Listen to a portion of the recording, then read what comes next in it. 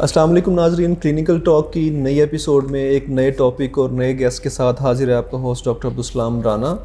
आज हम जिस टॉपिक पे बात करने जा रहे हैं वो बहुत ही कॉमन और बहुत ही इम्पोर्टेंट टॉपिक है। हर घर में जो है ना ये मसला दरपेश है, बड़ों को, बच्चों को।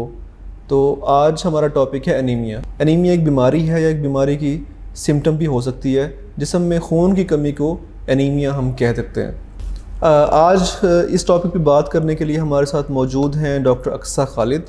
आपने कायद-ए-आज़म मेडिकल कॉलेज बहावलपुर से अपनी ग्रेजुएशन की और आजकल सुंदस फाउंडेशन सियालकोट के साथ मुंसलिक हैं। यहाँ पे मेडिकल ऑफिसर हैं और थैलेसीमिया और हीमोफीलिया और ब्लड कैंसर के बच्चों को ख़ास तौर पे आप उनको देख रही हैं। तो सबसे पहले बहुत शुक्रिया, आप तशरीफ़ लाई मेरे शो में। जी बहुत शुक्रिया इनवाइट करने के लिए डॉक्टर साहब। अब सवालात का सिलसिला शुरू करते हैं। तो डॉक्टर साहब ये बताइए कि एनीमिया एक्चुअली होता क्या है? एनीमिया डॉक्टर साहब एक्चुअली खून की कमी को कहते हैं। खून में खून की कमी आरबीसीज या रेड ब्लड सेल्स कम होने की वजह से हो सकती है, या फिर एचपी लो है, या फिर एचपी में कोई डिफेक्ट है और वो अपना काम सही से नहीं कर पा रही। तो basically oxygen carrying capacity body की कॉम्प्रोमाइज़ होती है और उसकी यही वजह हो सकती है।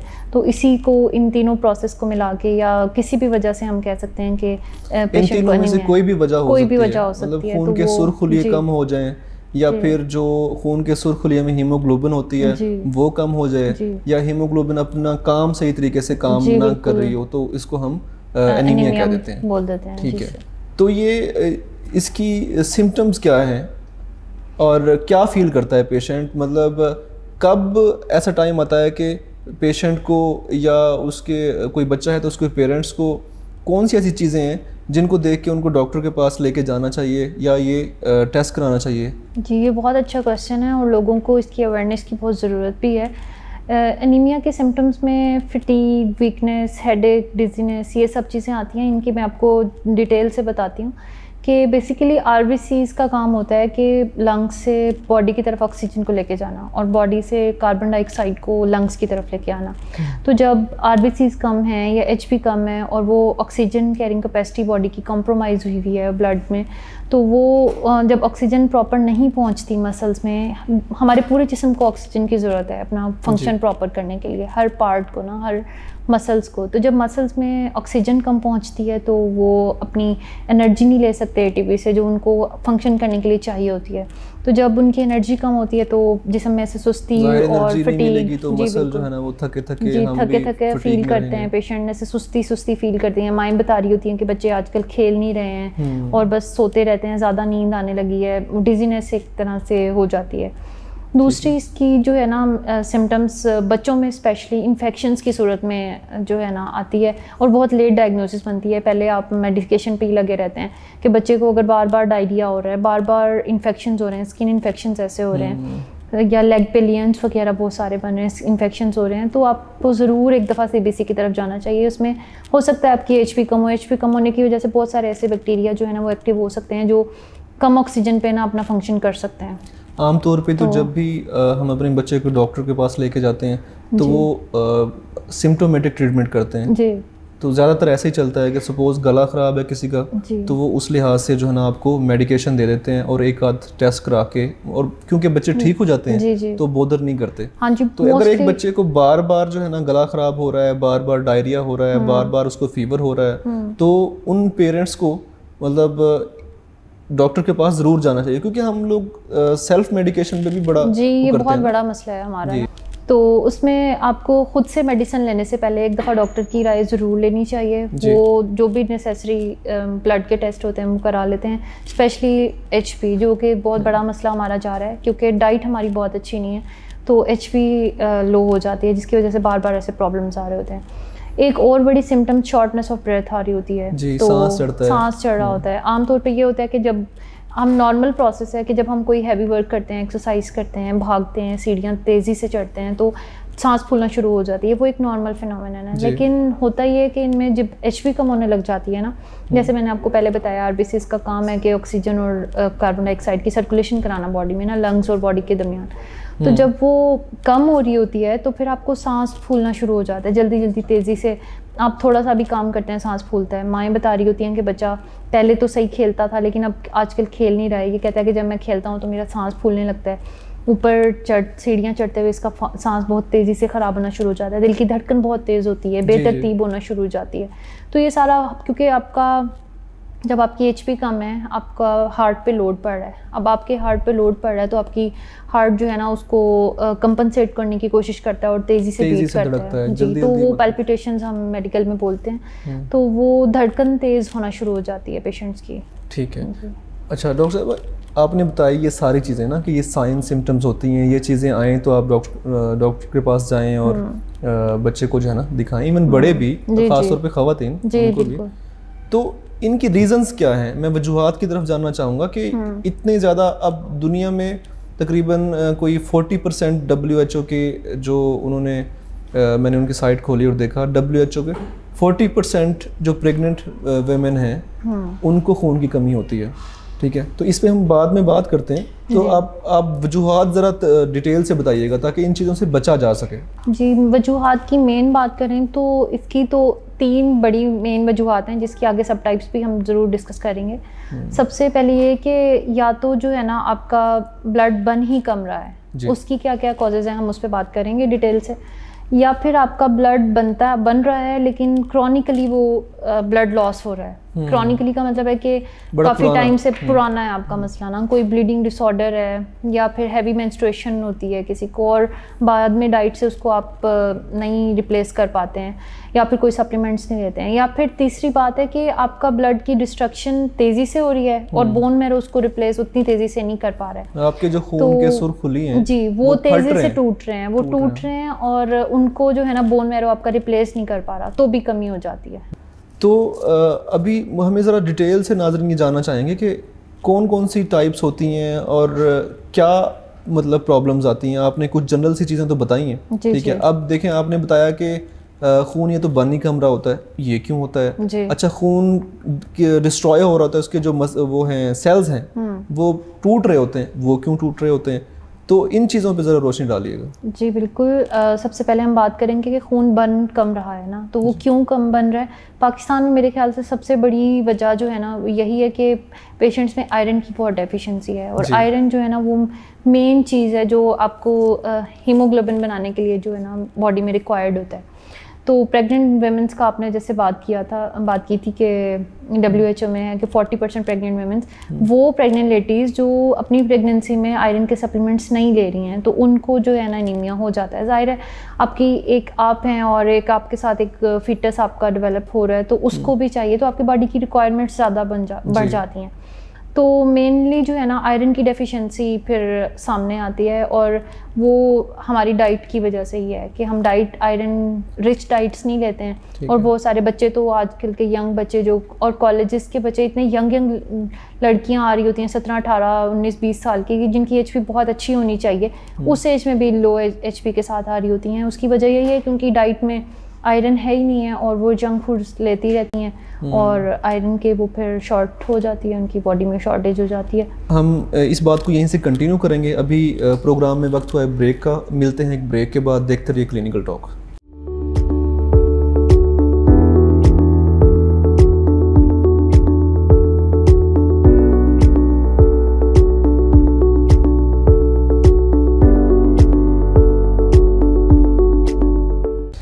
नाज़रीन, प्रोग्राम में दोबारा खुशामदीद। क्लिनिकल टॉक को वहीं से स्टार्ट करते हैं। जी डॉक्टर साहबा।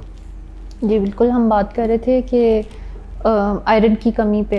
तो एक तो आयरन की कमी होने की वजह से खून कम बनता है, HP कम बनती है।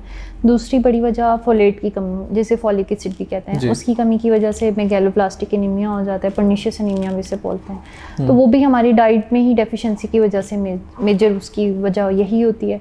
तो इसकी वजह से खून कम बनता है। तो दूसरी बड़ी वजह हमने बोली थी कि या तो आपका ब्लड कम बन रहा था या फिर ज़ाया हो रहा है, ठीक है। तो वो ज़ाया 2-3 कंडीशंस में हो सकता है कि या तो आपको कोई ब्लीडिंग डिसऑर्डर है, जैसे वॉन विली ब्रांड डिजीज़ है। इन बच्चियों में भी, फीमेल में स्पेशली, जब उनका मेंस्ट्रुअल साइकिल शुरू होता है तो वो स्टॉप नहीं हो रहा होता, क्रॉनिकली वो मेजर ब्लीड करती हैं, या फिर जो है ना हीमोफीलिया है, कोई एक्सीडेंट हो गया, हेमरेज हो गया स्वेयर, या आम इंसान में भी जब भी कोई एक्सीडेंट होता है, कोई ज़्यादा उनको हेमरेज हो गया, ब्लड लॉस हो गया, या फिर स्लोली ब्लड लॉस होता जा रहा है, किसी के मैदे में कोई अल्सर है, कोई आंत में अल्सर है, वो स्लोली ब्लीड करता रहता है, या मैदे में अल्सर है, वहाँ से अंदर खून भी रसना शुरू होता है आहिस्ता आहिस्ता, वो आपको पता भी नहीं चलता है, वो तो बाद में स्टूल एग्जामिनेशन पे पता चलता है कि उसमें हिडन ब्लड है। ये भी कि जो हम खाना वगैरह खा रहे हैं उसकी प्रॉपर जो है ना डाइजेशन और एब्जॉर्प्शन में भी प्रॉब्लम ज़ाहिर आते होंगे। यही वजह बनती है। और दूसरा ये कि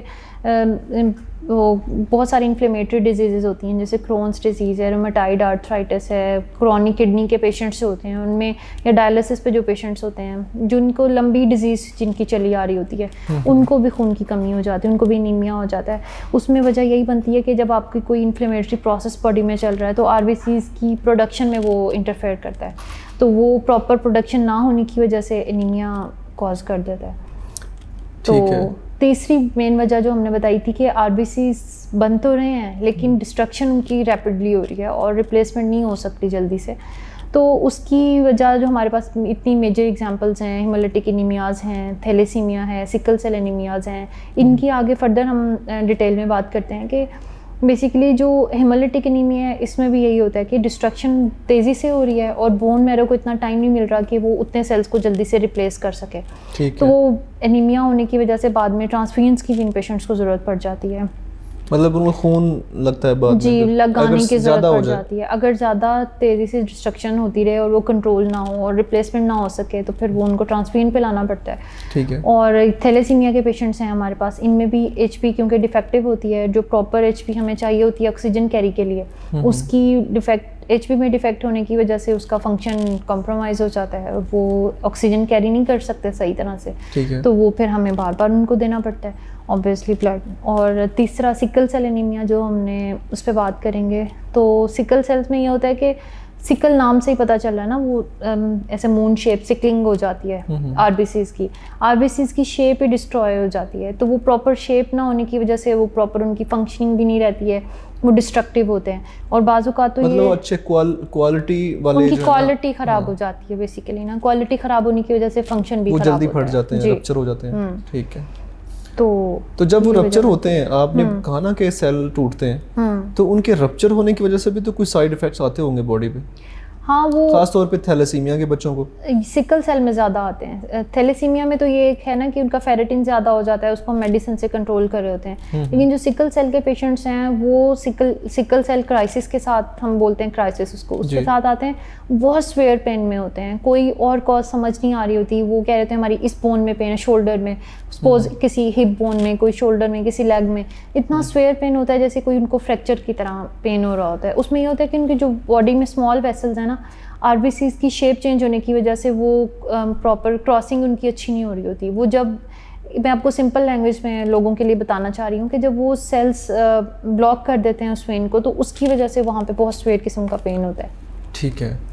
अच्छा डॉक्टर साहब, वो हम तो जब भी किसी देहातों में हकीम वगैरह होते हैं, हकीमों के पास जाएँ या जो अताई डॉक्टर्स हैं उनके पास जाएँ, तो उनके पास जाके वो आइज़ जो है ना वो चेक करते हैं, चेक करने के बाद वो कहते हैं कि जनाब थोड़ा जिगर खून नहीं बना रहा, या थोड़े जिगर गर्मी है, तो ये क्या मतलब इस बात में कहाँ तक सदाकत है? जिगर खून बनाता है और क्या सबका जिगर ही खून नहीं बना रहा होता है? क्योंकि हकीमों के पास जितने भी लोग जाते हैं तो सबका प्रॉब्लम जो है ना वो सेम बनाते हैं, वो कहते हैं तो आपके मसानेज, थोड़े मसानेज गर्मी है, थोड़े जिगर गर्मी है, थोड़े मैदे च गर्मी है, ठीक है, थोड़ा जिगर खून नहीं बना रहा। तो ये आप ये जिगर पे खून बनाने वाली बात पे ज़रा जी, आप बिल्कुल सही कह रहे हैं। ये बहुत सारे पेशेंट्स मेरे पास भी आके यही कह रहे होते हैं कि हमें डॉक्टर ने कहा जिगर खून नहीं बना रहा, तो मैं उनको बड़ा हंस के मैं उनको कह रही होती हूँ कि देखें जिगर मेरा भी खून नहीं बना रहा ना, तो इसका ये मतलब नहीं है मैं बीमार हूँ। तो फिर मैं इनको थोड़ा सा गाइड भी करती हूँ, लेकिन उसमें यह है कि जिगर जो है ना वो तब तक ब्लड बनाने में आपको हेल्प करता है जब तक आप फीटस होते हैं, ठीक है, माँ के पेट में होते हैं, ठीक है, वो तब तक उसका रोल होता है ब्लड बनाने में। जब आप पैदा हो गए, पैदा होने से और एडल्ट लाइफ तक ना आपका बोन मैरो ब्लड बनाता है, मेन काम बोन मैरो कर रहा होता है। जहाँ तक वो आंखें देख के बताने वाली बात है वो बिल्कुल सही है, वो उतना तो उनको पता है कि जब भी HB कम होती है तो हमारी ये जो कंजक्टाइवा में हम देखते हैं कि ये पेल कलर हो जाता है ना, तो ये शो कर रहा होता है जो यहाँ पे सफ़ेद कलर का नहीं, स्क्लेरा नहीं, वो आइज नीचे से ही चेक करते हैं, अगर नीचे कंजक्टाइवा देखना होते हैं तो उसमें सर्कुलेशन बेसिकली जब HB कम जा रही होती है तो वो पिंक कलर थोड़ा सा पेल हो जाता है, तो उससे हम देख के बता सकते हैं। लेकिन जिगर वाली बात ये है कि जिगर नहीं बेसिकली खून बना रहा होता, अगर ज़्यादातर जो मसला आयरन का होता है ना, जब आयरन की कमी है तो बॉडी उसको जो HB बनाने के लिए यूज़ करना होता है आयरन को, तो वो यूज़ ही नहीं कर पा रही, तो ब्लड बन ही नहीं पा रहा। तो तीसरी, बल्कि मैंने आपको मेजर वजह यही बतानी थी खून की कमी की, कि या तो आपके बोन मैरो में कोई डिफेक्ट है और उससे ही नहीं ब्लड बन रहा, तो उसकी एक कंडीशन तो हमारे पास एप्लास्टिक एनीमिया में सामने आती है कि बोन मैरो जो है ना आपका, वो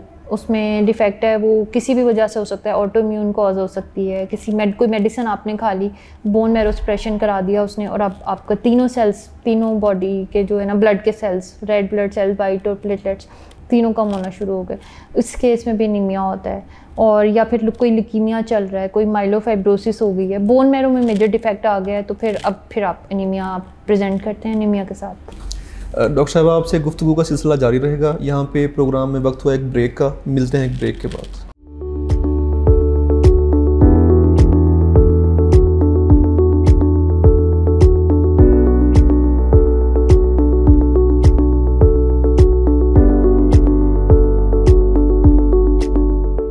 क्लिनिकल टॉक में दोबारा खुशामदीद, गुफ्तगू का सिलसिला जारी रखते हैं।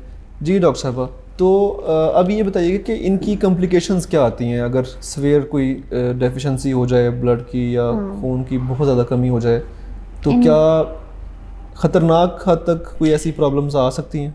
जी बिल्कुल आ सकती हैं। इसकी कॉम्प्लिकेशन माइल्ड टू सवेयर होती हैं। माइल्ड तो वही सारी हैं जो मैं पहले बता चुकी हूँ कि हेडेक, डिजीनेस, लेथार्जी और बॉडी एक्स, इन्फेक्शंस, ये सारी चीज़ें चलती हैं। लेकिन अगर ट्रीट ना किया जाए और लॉन्ग टर्म हो जाए एनीमिया आपका, प्रोलॉन्ग हो जाए, तो इसकी मेजर कॉम्प्लिकेशंस भी आती हैं। अगर तो प्रेग्नेंट लेडी में है तो और ट्रीट नहीं किया जा रहा, तो वो बच्चे के लिए भी नुकसानदेह है, माँ के लिए भी नुकसानदेह है, और प्रीमेच्योर बर्थ की कॉज बन सकता है। और अगर कि बच्चों में या बड़ों में किसी में भी एनीमिया बहुत प्रोलॉन्ग कर गया है और HB बहुत कम है और आप ट्रीट नहीं कर रहे हैं उसको, तो ऑब्वियसली हार्ट पे लोड पड़ रहा है, हार्ट को ज़्यादा काम करना पड़ रहा है, तो हार्ट फेलियर की तरफ जा सकता है। ठीक है। और ऑक्सीजन कम होने की वजह से ऑर्गन डैमेज भी हो सकता है। तो ये सारी कॉम्प्लिकेशंस हो सकती हैं, और इवन डेथ भी हो सकती है अगर आप बहुत प्रोलॉन्ग कर गया है और आप किसी भी तरह उसको ट्रीट नहीं कर रहे हैं, कोई सप्लीमेंट। प्रेगनेंसी में क्या इफेक्ट हो सकते हैं इसके? प्रेगनेंसी में यही, जैसे मैं आपको बताया कि प्रीमेच्योर बर्थ हो सकती है, और माँ के लिए भी नहीं सही, कार्डियोमायोपैथीज हो सकती हैं अगर आपका एनीमिया प्रोलॉन्ग कर रहा है, और बच्चे को भी ज़ाहिर है सर्कुलेशन उसकी भी जानी है जी। और बेबी फीटल डेथ भी हो सकती है अगर आपको स्वेयर किस्म का एनीमिया हो गया है। तो ये सारी चीज़ें, ये सारी कॉम्प्लिकेशन अब हमारे पास वक्त कम है, ट्रीटमेंट की तरफ आते हैं। तो इनका इलाज कैसे करते हैं? अगर आपने डायग्नोज कर लिया है कि एनीमिया की कौन सी टाइप है, या खून की कमी किस वजह से है, कौन सी किस्म की खून की कमी हुई है, तो इसको इलाज फिर आप कैसे करते हैं? जी, ये बात आपने बहुत अच्छी की कि आपने डायग्नोज कर लिया कि किस वजह से एनीमिया है। तो यही सबसे इम्पॉर्टेंट बात होती है कि पहले वजह पता चलनी चाहिए कि खून की कमी हुई क्यों है। अगर आयरन की वजह से कमी हुई थी, मैं उसको जितना मर्जी फॉलिक एसिड दे दूं, उसकी कमी पूरी नहीं होगी। अगर फॉलिक एसिड की वजह से कमी हुई है तो मैं आयरन पे ही रखूँ और फॉलिक एसिड उसकी बॉडी को ना मिले तो कमी पूरी नहीं हो सकती। तो पहले कॉज रूल आउट करनी होती है। अगर तो आयरन की डेफिशिएंसी थी तो मैं अपने पेशेंट्स को, अगर तो डेफिशिएंसी स्वेयर है तो फिर तो एक दफ़ा ट्रांसफ्यूजन स्वेयर मैं अपने पेशेंट्स को, नाजरीन को बताना चाहूँगी कि हर बंदा आके कह रहा होता है खून की कमी हो गई है, ब्लड लगा दें। हर बंदे को ब्लड लगाने की ज़रूरत नहीं होती है। आपकी HB 7 से कम है तो फिर आप ट्रांसफ्यूजन की तरफ जाएँ। अगर आपकी 7 है, 7 के करीब है, तो अपने सप्लीमेंट्स लें, अपनी डाइट इम्प्रूव करें, उसी से इंशाल्लाह बेहतर हो जाती है। थोड़ा टाइम लगता है लेकिन वही बेस्ट वे है। तो उसमें एक प्रॉपर डाइट भी अपने पेशेंट्स को बताती हूँ, और नाजरीन को से साथ भी हम शेयर करेंगे डाइट प्लान भी। ट्रीटमेंट्स में हम आयरन के सप्लीमेंट्स देते हैं, IV भी देते हैं, ओरल भी देते हैं। तो वो एक टाइम पीरियड होता है, ये नहीं है कि आपने कंप्लाइंट भी रहना होता है। आपने, अगर मैंने सप्लीमेंट्स दिए हैं कि 3 महीने लें, आप 10 दिन 20 दिन बाद खाएं और नहीं HB इम्प्रूव नहीं हो रही, छोड़ दें, तो इस तरह से इम्प्रूव नहीं होती। तो प्रॉपर लेना होता है। फॉलिक एसिड लेना होता है, साथ फोलेट की डेफिशिएंसी हुई है तो, और इसी सिम्टोमेटिक ट्रीटमेंट पे हमने रखना होता है। ठीक है। तो जिस तरह थैलेसीमिया का है उनका तो मतलब यही होता है कि आप उनको ब्लड जो है ना वो लगाते हैं, ट्रांसफ्यूज़ करते हैं। इसी तरह जो बाकी इश्यूज़ हैं, जिस तरह आप जिसका स्टमक अल्सर्स वगैरह हैं उसके जैसे अनीमिया हुआ है, उसका अगर आप बेसलाइन जो इशू है वो ट्रीट करेंगे तो आगे फिर मतलब उसको बिल्कुल, तो वो मेन उसकी कॉज पे ही होता है कि मेन कॉज अगर हमने ट्रीट कर लिया तो फिर ये अनीमिया से बचा जा सकता है, वरना ये तो एक पैसे चलता रहेगा कि। तो डाइट कैसे इम्प्रूव कर सकते हैं हम और उससे क्या फ़ायदा होता है, कौन से किस्म के अनीमिया को फ़ायदा होता है? डाइट देखें हर चीज़ को इम्प्रूव करा सकती है हमारी डाइट, मेन चीज़ होती है। अगर हमने अपनी डाइट वो कहते हैं ना सेब खाने से खून बनता है, हाँ ये बहुत अच्छी बात है, an apple a day keeps the doctor away, तो ये बहुत अच्छी बात है और ये सिर्फ एक बात ही नहीं है। अच्छा। ये प्रूवन है कि आप डेली अगर एप्पल लेते रहें एटलीस्ट आपको एनीमिया नहीं होगा, आपकी आयरन डेफिशिएंसी एनीमिया से आप बच जाएंगे। ठीक है, एप्पल बहुत रिच सोर्स है आयरन का, तो आपको बचा सकता है, बिल्कुल अच्छी बात है और मुझे बहुत पसंद है ये बात। ठीक है, तो डाइट की हम बात करेंगे, डाइट से एक तो हम अपनी एचपी इम्प्रूव कर सकते हैं, दूसरा अगर हमारी एचपी अच्छी है तो हम उसको कम होने से बचा भी सकते हैं। प्रिवेंशन में भी है डाइट ना का बहुत रोल। तो उसमें ये है कि जो चीज़ें खानी चाहिए पहले मैं वो बताऊंगी, तो जो चीज़ें अवॉइड करनी चाहिए वो हम उसको बाद में डिस्कस करते हैं। तो जो चीज़ें आयरन रिच हैं अगर हम वो लेते रहें तो आयरन डेफिशिएंसी से हम बच सकते हैं, सप्लीमेंट्स की भी ज़रूरत नहीं पड़ेगी। उसमें सबसे पहली चीज़ तो एप्पल आपने बताई, ठीक है, वो, और खजूर हम ले सकते हैं। खजूर अगर कोई खाना नहीं पसंद, खजूर को शेक बना के ले सकते हैं जी। और ये बीफ जिसको बड़ा गोश्त बोलते हैं, बड़ा गोश्त, बकरे का गोश्त, कलेजी, ये रिच सोर्स हैं आयरन के।